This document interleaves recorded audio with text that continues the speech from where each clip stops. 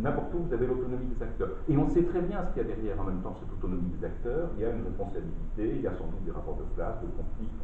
Bref, on est dans un état de la langue qui, outre des enjeux purement linguistiques qui sont liés peut-être aux professeurs de français en moi, qui constatent la disparition de toutes les prépositions dans une langue comme le français au profit de l'adjectif.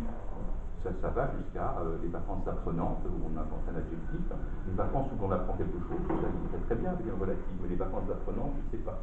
La distanciation physique pour les distances entre les corps, enfin, vous voyez, il y a à la fois une sorte de langue commune qui tend à se faire très technocratique et qui invente avec un concept, encore un mot malmené, ce pauvre mot de concept qui a une valeur philosophique et maintenant le moins publicitaire à un concept, donc qui vous conduit finalement à nager dans une langue épouvantable. Et le dernier moment d'horreur pour moi, c'est l'accélération des voix dans les publicités radiophoniques. On en a toute l'expérience aussi. Vous savez, il y a la publicité qui vous explique pourquoi le produit est merveilleux, et puis il y a toutes les références pour que vous puissiez vous connecter sur Internet, avec une machine qui fait et maintenant l'artiste sera on ne comprend rien.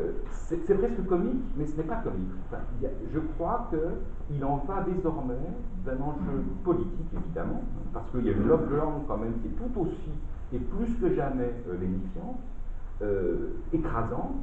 Les gens eux-mêmes envisagent leur vie sous la logique de la performance, de l'efficacité et de l'efficience. Enfin, leur propre rapport au corps est structuré par ça.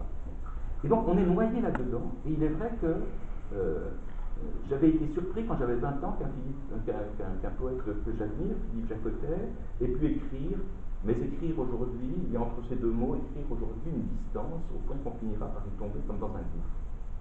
Et je m'étais dit, c'est un vieux monsieur, il en rajoute dans la mélancolie.